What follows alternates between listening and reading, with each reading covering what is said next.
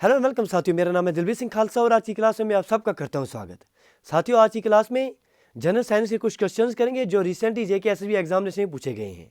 तो इन क्वेश्चन को करने के बाद आपको अंदाज़ा मिल जाएगा, एक आइडिया मिल जाएगा किस तरह के क्वेश्चन आपके जेके एसएसबी एग्जामिनेशन में पूछ सकते हैं।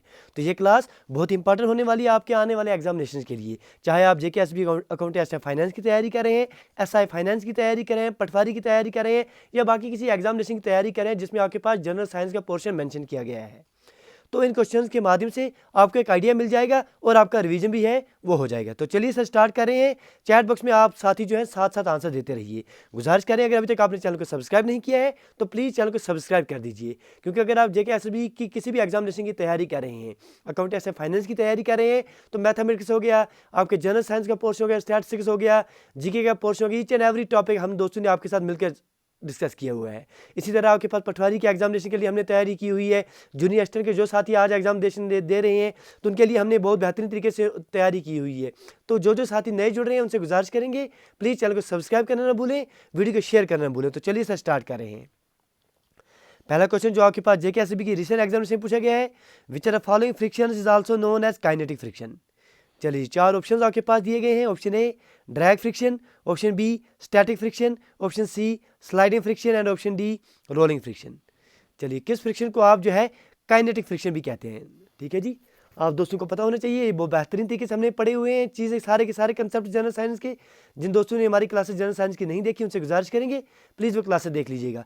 तो इसका करेक्ट आंसर क्या आना चाहिए, none other than sliding friction, क्योंकि स्लाइडिंग फ्रिक्शन जो है, स्लाइडिंग फ्रिक्शन को आप काइनेटिक फ्रिक्शन भी कहते हैं। काइनेटिक फ्रिक्शन वो वाली फ्रिक्शन है, it is defined as a force that acts between the moving surfaces. अगर ये एक कोई सरफेस है, ये डायरेक्शन इस डायरेक्शन में आप इसको फोर्स लगा रहे हैं, इस डायरेक्शन इसमें मोशन हो रही है, तो इसकी फ्रिक्शन जो है इस डायरेक्शन में आपको देखने को मिलेगी। तो ये चीज़ें हमने पढ़ी हुई हैं, सीखी हुई हैं।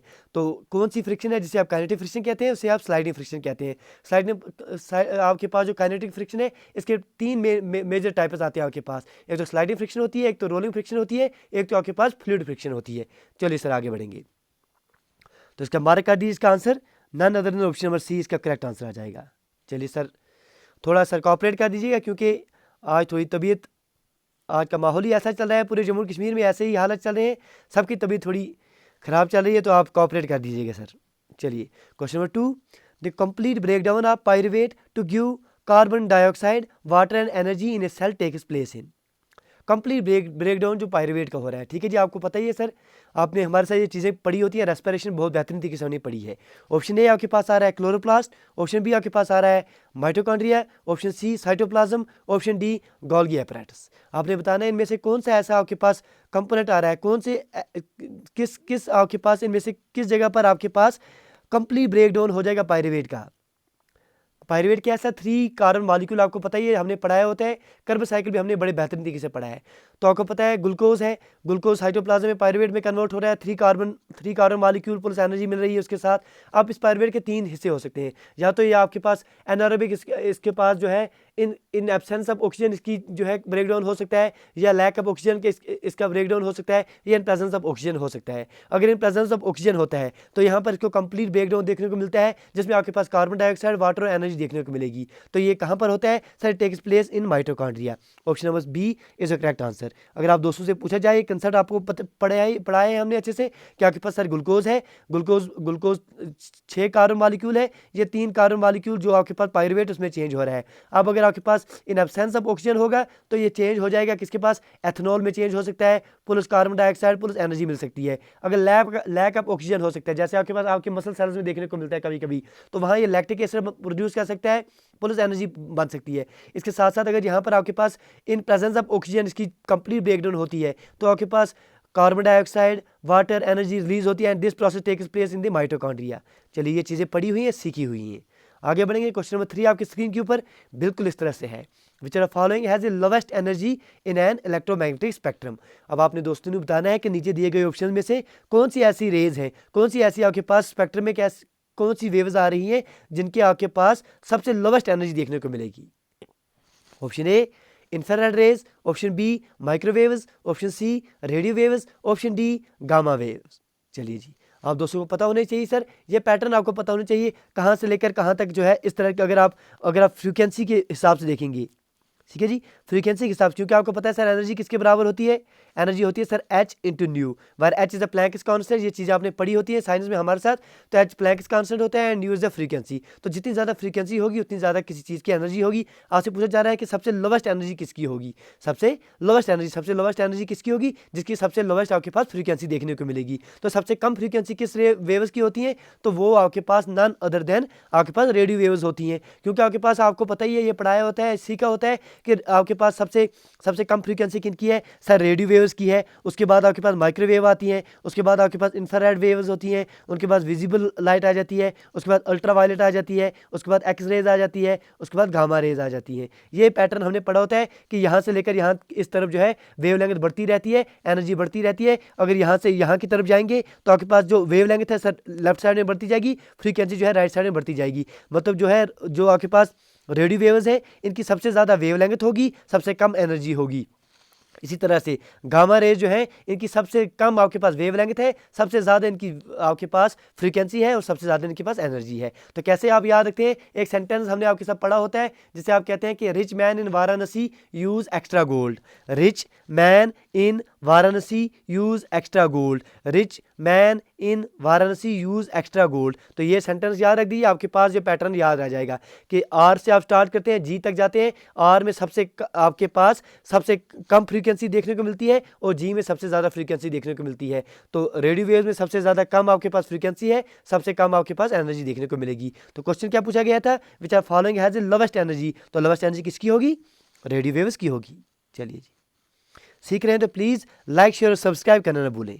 चलिए जी सर, आगे बढ़ेंगे सर। क्वेश्चन नंबर 4 आपकी स्क्रीन के ऊपर डाल रहे हैं, चैट बॉक्स में अपने आंसर जो है साथ साथ देते रहिए।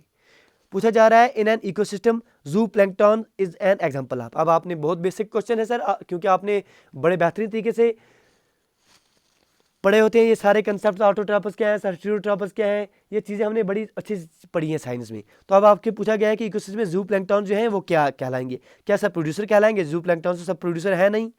क्या ऑटोट्रॉपस है, ऑटोट्रॉपस तो है नहीं सर। क्या प्लांट कम्युनिटी में आते हैं सर, प्लांट कम्युनिटी में आते नहीं है। तो करेक्ट आंसर क्या आ जाएगा इसका, करेक्ट आंसर है none other than option number D, that is हेटेरोट्रॉपस।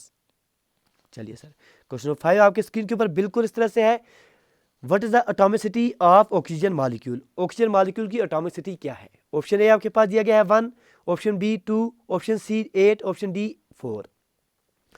तो इसका आंसर आप तब दे पाएंगे अगर आप दोस्तों को एटॉमिसिटी का कंसेप्ट पता हो। एटॉमिसिटी क्या है सर, एटॉमिसिटी बेसिकली आपके पास होती है कितने नंबर ऑफ एटम्स किसी मॉलिक्यूल में मौजूद हैं। फॉर एग्जांपल अगर आप ऑक्सीजन देखते हैं तो ऑक्सीजन मॉलिक्यूल आप कैसे लिखते हैं, O2, मतलब ऑक्सीजन मॉलिक्यूल में आपके पास 2 एटम्स देखने को मिलते हैं। तो ऑक्सीजन की एटॉमिसिटी क्या आ जाएगी sir, none other than option number B, that is 2। चलिए जी, तो बिल्कुल बेसिक क्वेश्चन है ये सारे के सारे क्वेश्चन सर। रिसेंटली हेल्थ जेके एसएसबी के एग्जामिनेशन में पूछे गए, वहाँ से ही सारे क्वेश्चन उठाए हुए हैं, ताकि आप दोस्तों को जो है आइडिया मिल जाए क्वेश्चन किस तरह के आ सकते हैं।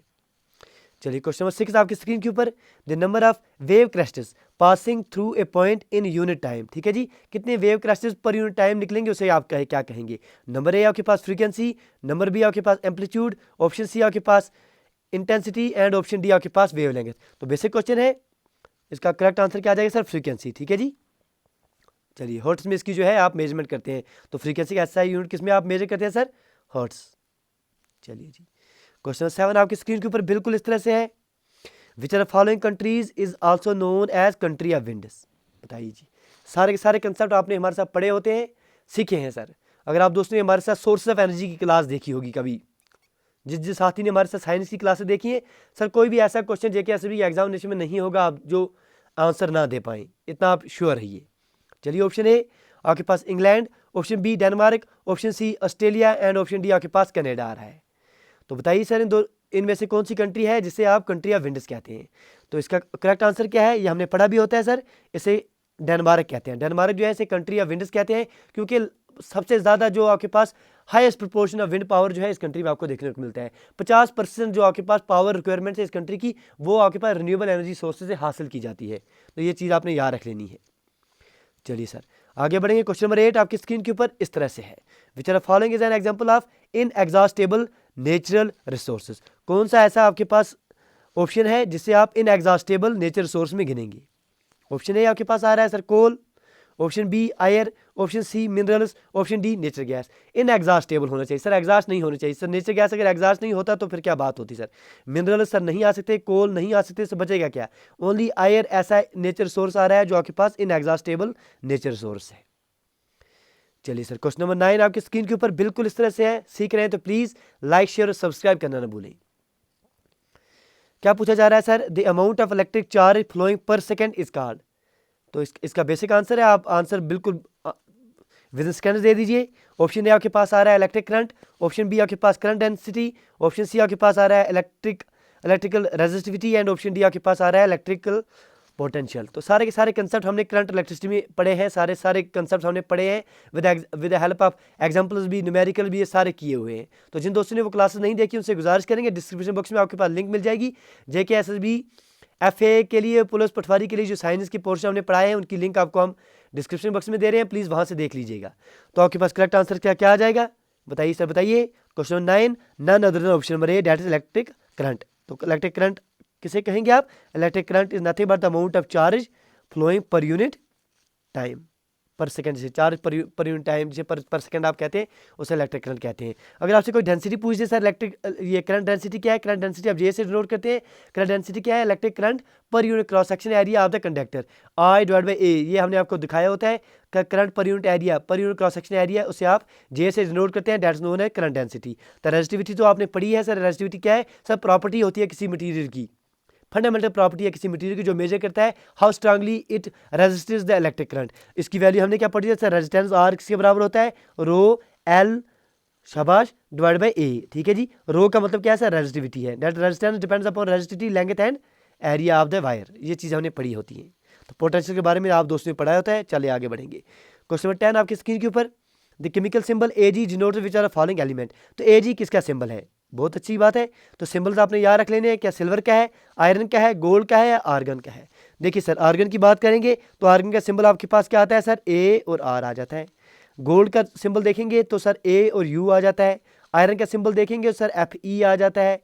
सिल्वर का सिंबल देखेंगे नन अदर देन Ag आ जाता है। तो करेक्ट आंसर क्या आ जाएगा आपके पास? Option number A, silver. चलिए सर, बहुत खूब, बहुत अच्छे आपके आंसर से साथ साथ आ रहे हैं, बेहतर है।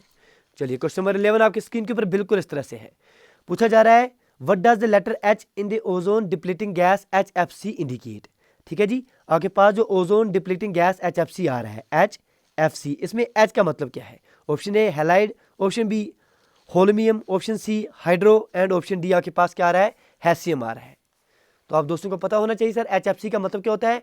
हाइड्रोफ्लोरोकार्बन्स। H का मतलब हो गया हाइड्रो, F का मतलब फ्लोरो, C का मतलब कार्बन्स। हाइड्रोफ्लोरोकार्बन जो है ये class widely use chemical coolants हैं, जिन्हें आप हाइड्रोफ्लोरोकार्बन्स कहते हैं। ये कंट्रीब्यूट करते हैं ओजोन डिप्लीशन को। अक्सर आप इनका यूज़ होते हैं कूलेंट के तौर पर अपने रेफ्रिजरेटर्स में देखने को मिलते हैं। सबसे इंपॉर्टेंट एक रेफ्रिजरेटर कूलेंट है सर R134A, ये याद रख दीजिएगा नाम। ये एक इंपॉर्टेंट रेफ्रिजरेंट कूलेंट है जिसमें आप HFC जो है इस्तेमाल करते हैं। तो बहुत बेहतर तरीके से आपने चीज़ें याद रख लेनी है। तो करेक्ट आंसर क्या है? Option number C, that is hydro. क्योंकि HFC का फुल फॉर्म क्या है सर?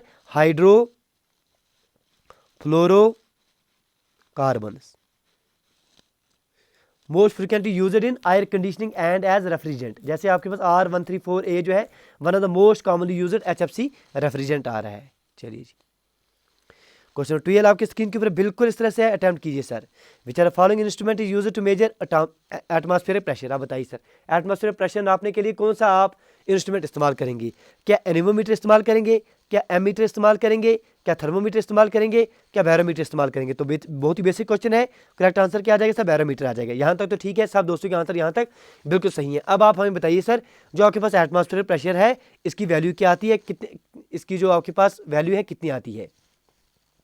चलिए जी, तो इसकी वैल्यू आपके पास क्या आती है? 101325 पास्कल्स आप इसको जो लेते हैं वैल्यू, या अप्रॉक्सीमेटली 760 mm ऑफ Hg। ठीक है जी, ये लेते हैं। चलिए सर, ये बताइए कि एनीमोमीटर जो है ये किसके लिए आप इस्तेमाल करते हैं? For what purpose is anemometer used? Anemometer किस लिए आप इस्तेमाल करते हैं? बताइए जी। जो साथी देख रहे हैं लाइव में, ये तो बैरोमीटर का आपने आसान बता दिया कि एटमॉस्फेरिक प्रेशर को नापने के लिए बैरोमीटर का इस्तेमाल कर रहे हैं, क्योंकि एटमॉस्फेरिक प्रेशर को कभी कभी आप बैरोमीटर प्रेशर भी कह देते हैं। तो एनीमोमीटर क्या है सर? सर एनीमोमीटर एक ऐसा डिवाइस है, एक ऐसा इंस्ट्रूमेंट है जिसका आप उपयोग करते हैं, यूज़ करते हैं for measuring the wind speed and the wind direction. तो याद रख दीजिएगा प्लीज़ कि एनीमोमीटर जो है wind speed plus wind direction के लिए आप इस्तेमाल करते हैं। ठीक है जी, अच्छी बात है। एमीटर के बारे में आपको बोल रहे हैं क्या सर? आप दोस्तों को पता है कि आप इलेक्ट्रिक करंट को मेजर करने के लिए करते हैं। एमीटर हमेशा आप किस में लगाते हैं बताइए सर? क्या सीरीज में लगाते हैं या पैरेलल में लगाते हैं? बताइए, ये चीज़ें आपने साथ साथ कोऑर्डिनेट करना है। एक चीज़ एक टॉपिक दूसरी टॉपिक के साथ आपने कोरिलेट करना है, तो ही आपके पास काम बनेगा। तो एमीटर को आप हमेशा किस में लगाते हैं? सीरीज में लगाते हैं। और पोटेंशियल मीटर को आप हमेशा जो है आपके पास पैरेलल में लगाते हैं। अच्छी बात है सर। तो थर्मोमीटर क्या है सर? ये टेम्परेचर मेजर करने के लिए आप इस्तेमाल करते हैं। आगे बढ़ेंगे, क्वेश्चन नंबर 13 आपकी स्क्रीन के ऊपर। Which are following devices used to measure electromotive force of a given cell. Electromotive force measure करने के लिए कौन सा इंस्ट्रूमेंट आप इस्तेमाल करते हैं? Option A voltmeter, option B galvanometer, option C potentiometer, option D ammeter. बताइए सर। आप दोस्तों को सारे पता होने चाहिए सर। एमीटर किस लिए है सर? करंट के लिए है। पोटेंशियोमीटर आपको पता होना चाहिए। गैलोमीटर किस लिए है? ताकि सर डिफ्लेक्शन इसकी पता करते हैं, ताकि प्रेजेंस और एब्सेंस ऑफ ए करंट। तो वोल्टमीटर तो वोल्टेज के लिए। तो करेक्ट आंसर क्या बचता है इसका आपके पास? None other than option number C, that is potentiometer. अब हमें बताइए सर, आप दोस्त आपसे हम पूछ रहे हैं, जो आपके पास EMF है, जो साथी देख रहे हैं, क्योंकि ये बातें हमने पढ़ाई होती हैं, MCQs भी किए होते हैं इन पर। क्या आपके पास इलेक्ट्रोमोटिव फोर्स है सर? ये क्या है? ऑप्शन ए हम आपको दे रहे हैं, क्या ये आपके पास फोर्स है? ऑप्शन बी आपको दे रहे हैं हम, क्या ये आपके पास पावर है? ऑप्शन सी हम आपको दे रहे हैं, क्या ये आपके पास करंट कैपेसिटी है? ऑप्शन डी हम आपको दे रहे हैं, क्या ये वर्क है? कौन सा ऑप्शन आप इसको लेंगे? देखिए, बहुत सारे दोस्त जो हैं इसके नाम से जो है थोड़ा डाइवर्ट हो जाते हैं, क्योंकि इसमें आपके पास फोर्स दिखाई देता है EMF में, इलेक्ट्रोमोटिव फोर्स। तो आप सारे दोस्त जो है फोर्स को टिक करेंगे, लेकिन जो साथी फोर्स को टिक करेंगे उनके लिए इनाम में माइनस में 0.25 इंतजार कर रहा है, संभाल कर रख दीजिएगा।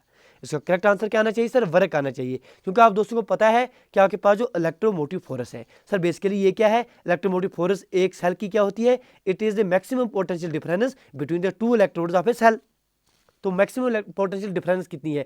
पोटेंशियल डिफरेंस का आपको पता है sir, work done in moving a charge from one point to another. तो वर्क के हिसाब से आप इसको ले सकते हैं। तो आपके पास इलेक्ट्रोमोटिव फोर्स क्या है सर? किसी सेल की इलेक्ट्रोमोटिव फोर्स अगर आपने निकालनी है तो मैक्सिमम पोटेंशियल डिफरेंस कितनी है between two electrodes of a cell is known as electromotive force, and potentiometer is a device that is used to measure it. चलिए सर, क्वेश्चन 14 आपकी स्क्रीन के ऊपर बिल्कुल इस तरह से है।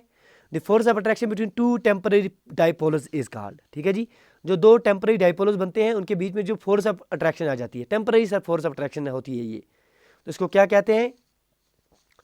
तो इसका करेक्ट आंसर क्या होता है सर? इसे आप डिस्पर्सन फोर्स कहते हैं। पर्टिकुलर नेम इसके बाद सर लंदन डिस्पर्सन फोर्स कहते हैं। एक टेम्पररी अट्रैक्टिव फोर्स होती है जो आपको देखने को मिलती है जब एडजेसेंट इलेक्ट्रॉन्स किस दो एटम्स में ऑक्यूपाई करते हैं पोजीशन इस तरह से, so that the atoms form temporary dipoles. इस तरह का कंसेप्ट कुछ आपको देखने को मिलता है सर। एक बार हम आपको बता देते हैं थोड़ा।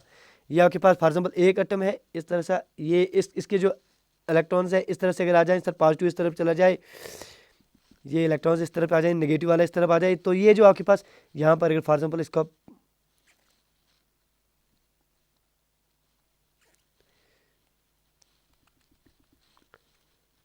तो इस तरह का ये जो इस नेगेटिव और इस डेल्टा पॉजिटिव में जो थोड़ी सी टेम्पररी अट्रैक्टिव फोर्स देखने को मिलेगी, इसे आप लंदन डिस्पर्शन फोर्स कहते हैं।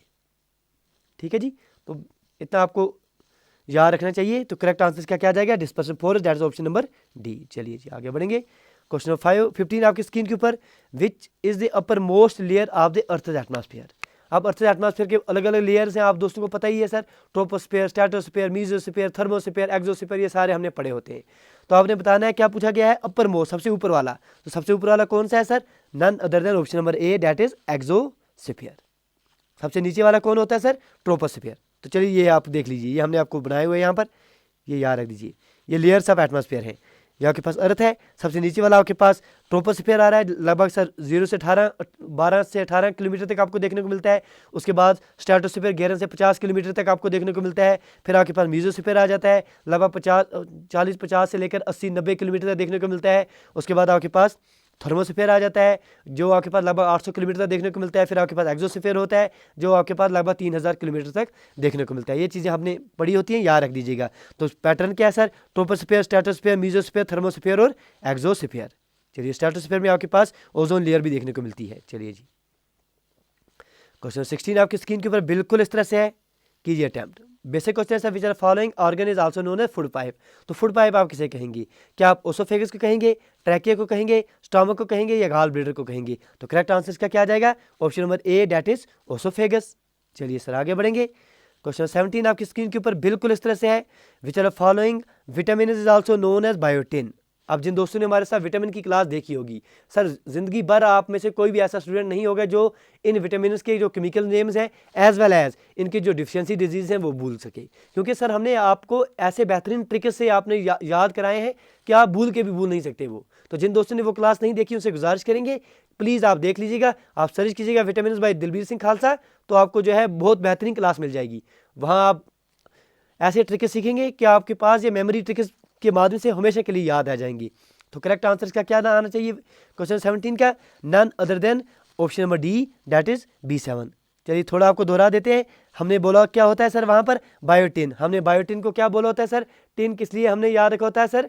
टिन का हिसाब हमने धोनी से रखा होता है याद, ठीक है जी। तो ये चीज़ आप याद रख दीजिएगा कि धोनी का नंबर 7 है, तो धोनी जो है एक टिन पी लेता था, वो कुछ हमने बोला था आपको। जिन दोस्तों ने देखी है वो क्लास तो वो याद रख लेंगे, थोड़ा हमने यहाँ हिंट दे दी है। तो डी जो है विटामिन डी को आप क्या कहेंगे? कल्सीफेरॉल। दादा को हमने कहा था कि दादा इंडिया टीम के कल हैं, ठीक है जी, हमने बोला था आपको।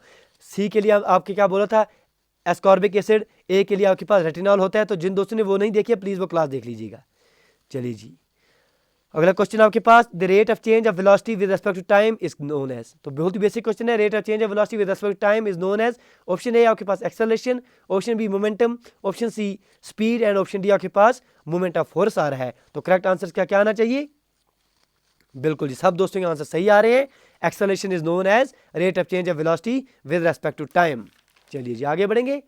क्वेश्चन नंबर 18 के बाद आप 19 पर बढ़ रहे हैं, सीख रहे हैं, तो प्लीज लाइक, शेयर और सब्सक्राइब करना ना भूलें।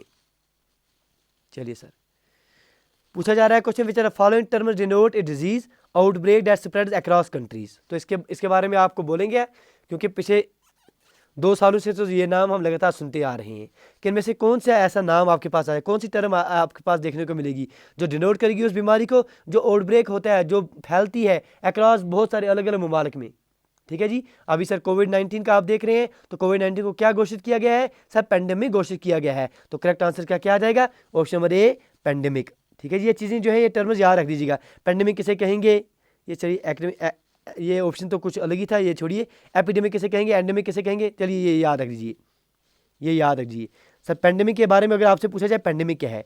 पेंडेमिक एक ऐसी बीमारी है, एक ऐसी डिजीज को आप पेंडेमिक घोषित करते हैं जो आपके पास अलग अलग ममालिक में जिसका असर आपको देखने को मिलता है। Pandemic disease is when there is a sudden increase in cases spreading throughout several countries continents of the whole world. जब अलग अलग ममालिक पूरी दुनिया के अलग अलग कंट्रीज में आपके पास सडन ब्रेक देखने को मिलता है किसी बीमारी का, जैसे कोविड-19 का आज देखने को मिल रहा है, तो उसे आप पेंडेमिक कहते हैं। इसके बरके दूसरा आपके पास क्या होता है सर? एपिडेमिक। एपिडेमिक किसे कहेंगे? एपिडेमिक किसे कहेंगे? जैसे एंडेमिक आपने पेंडेमिक देख लिया सर, अलग अलग ये आपके पास दुनिया के अलग अलग ममालिक है, हर एक ममालिक में जो है हर एक मुल्क में आपके पास ये बीमारी फैलती हुई देखने को मिल रही है। एपिडेमिक किसे कहेंगे? एपिडेमिक आपके पास उस बीमारी को कहेंगे when there is sudden increase in the cases spreading through a large population like a country and outbreak is similar but usually covers a smaller geographic area. जब किसी एक पर्टिकुलर किसी दुनिया के किसी एक हिस्से में किसी एक कंट्री में कोई बीमारी फैल जाए तो उसे आप एपिडेमिक कहेंगे। इसके बरकस एक और टर्म आती है जिसे आप एंडेमिक कहते हैं। एंडेमिक क्या है sir? Constantly present, endemic disease is constantly present in a certain population और region with relatively low spread. तो ये अलग अलग कंट्री में आपको देखने को मिल रही है, लेकिन थोड़ा थोड़ा विद रिलेटिवली लो स्प्रेड इसको देखने को मिलता है। और देयर में पीरियड्स या ऐसे पीरियड भी आपको देखने को मिल सकते हैं जब ये क्या होगा, it doesn't affect people at all if it is only present in the environment. तो ये चीज़ें प्लीज याद रख लीजिएगा। एंडेमिक किसे कहेंगे, एपिडेमिक किसे कहेंगे एंड पेंडेमिक किसे कहेंगे, ये 3 टर्में याद रख लीजिएगा, एंडेमिक, एपिडेमिक एंड पेंडेमिक। चलिए आगे बढ़ेंगे। अगला क्वेश्चन नंबर 20 आपकी स्क्रीन के ऊपर बिल्कुल इस तरह से है, which are following unit is an example of CGS unit. आपको पता होना चाहिए सर CGS यूनिट इनमें से कौन सा है। देखिए एमीटर सर, ये तो आपके पास SI यूनिट आ रहा है। मोल ये भी SI यूनिट में कंसीडर किया जाता है। कैंडला ये भी SI यूनिट में कंसीडर किया जाता है। तो बचेगा क्या सर? आपके पास जो सेंटीमीटर है ये आपके पास CGS सिस्टम में इस्तेमाल होता है, CGS यूनिट है। तो ये याद रख दीजिएगा। ये आपके पास इंटरनेशनल SI यूनिट्स हैं। जैसे आपके पास केल्विन हो गया, ये टेम्परेचर के लिए आ रहा है। मीटर हो गया, ये डिस्टेंस के लिए आ रहा है। एम्पेयर हो गया, ये आपके पास करंट के लिए आ रहा है। सेकंड हो गया ये टाइम के लिए आ रहा है। मोल हो गया amount of substance, KG kilogram जिसे आप कहते हैं, ये मास के लिए हो गया आपके पास। और जो आपके पास कैंडेला हो गया, ये इंटेंसिटी ऑफ लाइट के लिए आता है। तो ये जो आपके पास आ रहे हैं ये एसआई यूनिट्स हैं, इनको याद रख दीजिएगा। चलिए आगे बढ़ेंगे। क्वेश्चन 21 आपकी स्क्रीन के ऊपर बिल्कुल इस तरह से है, पूछा जा रहा है which are following is an example of amorphous solid. Amorphous solid इनमें से कौन सा है? Option A quartz, option B rubber, option C diamond and option D आपके पास माइका आ रहा है। चलिए सर अटेम्प्ट कीजिए इस क्वेश्चन को। एमॉर्फस सॉलिड क्या है सर? आप दोस्तों को पता होना चाहिए सर, कोई भी आपके पास नॉन क्रिस्टलाइन सॉलिड जिसमें आपके पास एटम्स जो है in which the atoms are not organised in a different lattice pattern, जिसमें आपके पास एटम्स जो है किसी डिफरेंट लेट्स पैटर्न में नहीं देखने को मिलते हैं, उन्हें आप जो है एमॉर्फस सॉलिड्स कहते हैं। इनमें आपके एग्जाम्पल के तौर पर आप ले सकते हैं सर, जैसे आपके पास कुछ प्लास्टिक हो गए, जेल हो गया, ग्लास हो गए, रबर हो गए, ये इसके एग्जाम्पल आ रहे हैं। तो करेक्ट आंसर क्या आ जाएगा? ऑप्शन नंबर बी, आप रबर याद रख दीजिएगा। चलिए सर क्वेश्चन नंबर आपके पास 22 इस तरह से आ रहा है, in ozone which layer is termed as good ozone. आप बताइए सर एटमॉस्फेयर आपके पास ओजोन के रिलेटेड एटमॉस्फेयर का कौन सा लेयर जो है इसे आप गुड ओजोन कहेंगे? ऑप्शन ए आपके पास आ रहा है ट्रोपोस्फेयर, ऑप्शन बी आपके पास आ रहा है स्ट्रेटोस्फेयर, ऑप्शन सी आपके पास आ रहा है मेसोस्फेयर एंड ऑप्शन डी आपके पास आ रहा है एक्सोस्फेयर। चलिए सर आप दोस्तों को पता है जो ओजोन आपके पास स्ट्रेटोस्फेयर में मिल रहा है उसे आप गुड ओजोन कहते हैं। क्यों कहते हैं सर? क्योंकि ये हमें प्रोटेक्ट करता है from the harmful ultraviolet radiations. तो बैड ओजोन जो है वो कहाँ मिलेगा आपको? वो आपके पास ट्रोपोस्फेयर में मिलेगा। जो आपके पास गुड ओजोन अगर पूछा जाए एग्जामिनेशन में, तो गुड ओजोन के लिए आपके पास नन अदर देन स्ट्रेटोस्फेयर आ रहा है। तो करेक्ट आंसर इसका क्या आ जाएगा sir? Option number B, that is stratosphere. अगर कभी बैड ओजोन पूछा जाए तो बैड ओजोन आप ट्रोपोस्फेयर को लिख सकते हैं, ये याद रख दीजिएगा। ये दीजिए ये आपके पास एटमॉस्फेयर के अलग अलग लेयर्स हैं, ये आपने पढ़े होते हैं सर। जो आपके पास ओजोन आपके एटमॉस्फेयर के नीचे वाले लेयर में मिलेगा, जो आपके पास ट्रोपोस्फेयर में मिलेगा, वो सर स्मॉग को जन्म देगा। बैड ओजोन उसे कहेंगे, found in the troposphere near the earth, it makes up most of the air pollution we call smog. ठीक है जी, तो ये स्मॉग को जन्म देता है। It cause breathing problems for humans and damages plants, इसलिए इसे बैड ओजोन कहते हैं। इसके बरकत जो ओजोन आपके पास स्ट्रेटोस्फीयर में मिल रहा है, स्ट्रेटोस्फीयर जो ओजोन मिलेगा इसे आप गुड ओजोन कहते हैं। क्यों कहते हैं गुड ओजोन? क्योंकि ये जो ओजोन है ये हमें प्रोटेक्ट करता है from the harmful ultraviolet radiation from the sun. UV rays can cause intense sunburn, eye disease like cataract and skin cancer. तो ये चीज़ें आपने याद रख लेनी है। तो good ozone stratosphere, bad ozone troposphere. चलिए सर आगे बढ़ेंगे। सीख रहे हैं तो प्लीज़ लाइक शेयर और सब्सक्राइब करना ना भूलें। Which are following is SI unit of electric current. तो इसमें क्या है सर? कैंडला सर नहीं आ रहा है, पास्कल तो आ नहीं सकता, मोल तो आ नहीं सकता, तो क्या आ जाएगा इसका आंसर? करेक्ट आंसर एम्पियर आ जाएगा। चलिए 17-20 क्वेश्चन हो चुके हैं। क्वेश्चन 24 आपकी स्क्रीन के ऊपर बिल्कुल इस तरह से है, which is a most abundant gas in the earth atmosphere. Earth atmosphere में सबसे अबंडेंट गैस कौन सा है? Option A nitrogen, option B oxygen, option C carbon dioxide और ऑप्शन डी हाइड्रोजन। तो करेक्ट आंसर क्या आ जाएगा इसका? बिल्कुल सर आप दोस्तों को एक पता होता है सर, नाइट्रोजन जो है सबसे मोस्ट अबंडेंट गैस आपके एटमॉस्फेयर में मिल रहा है। लगभग 78% आपके पास नाइट्रोजन आ रहा है, 21% आपके पास ऑक्सीजन देखने को मिलता है। इसके बाद आपके पास कार्बन डाइऑक्साइड 0.04% आपको देखने को मिलता है। अदर गैसेज मोस्टली आर्गन जो है 0.96% आपको देखने को मिलते हैं। तो ये चीज़ें आपने याद रख लेनी है। चलिए सर, तो ये जो है ये चीज़ें याद रख लीजिएगा। नाइट्रोजन के लिए आप 78% याद रख दीजिएगा, ऑक्सीजन के लिए 21%, अदर गैसेज मोस्टली आपके पास आर्गन जो है 0.96% एंड कार्बन डाइऑक्साइड के लिए 0.04%। चलिए सर सीख रहे हैं तो प्लीज़ लाइक शेयर और सब्सक्राइब करना ना भूलें। Which are the following process is denote water soluble inorganic nutrients go down into a soil horizon and get precipitated as unavailable salts। तो ये चीज़ें हमने इकोसिस्टम में पढ़ी हैं सर। जिन दोस्तों ने हमारी क्लासेस देखी हैं सारे इस तरह में सर, यूट्रिफिकेशन क्या है ये भी पढ़ा है, आपके फ्रेगमेंटेशन क्या है, बायोमैग्निफिकेशन क्या है, लीचिंग क्या है, बायोमैग्निफिकेशन के डीडीटी का एग्जाम्पल हमने लेकर आपके पास पढ़ा था। यूट्रिफिकेशन क्या है सर? आपके पास जो आजकल जो आर्टिफिशियल यूट्रिफिकेशन देखने को मिलता है, एक्सेलरेटेड यूट्रिफिकेशन देखने को मिलता है, ये भी हमने पढ़ा होता है। तो इसका करेक्ट आंसर क्या आ जाएगा? अगर आपके पास पूछा जाए इनमें से कौन सा ऐसा प्रोसेस है जो डिनोट करेगा वाटर सोल्यूबल इनऑर्गेनिक न्यूट्रिएंट जो है वो सॉइल हॉरिजन के नीचे जा रहे हैं and get precipitated unavailable salts, तो उसे आप लीचिंग कहते हैं। तो करेक्ट आंसर क्या आ जाएगा sir? Option number D, that is leaching. चलिए सर इस क्लास को यहीं तक रखते हैं। उम्मीद करेंगे आज की क्लास में आपके सर YMCQs बहुत सारे कंसेप्ट जो है रिवाइज हो गए होंगे। गुजारिश करेंगे आज की क्लास में अगर आज ने कुछ सीख रहा है तो प्लीज़ लाइक शेयर और सब्सक्राइब करना ना भूलें, क्योंकि आपकी जो सपोर्ट है बस हमारे लिए वही मोटिवेशन का काम करती है। तो चलिए sir, do take your best care. Thank you, thanks a lot for watching.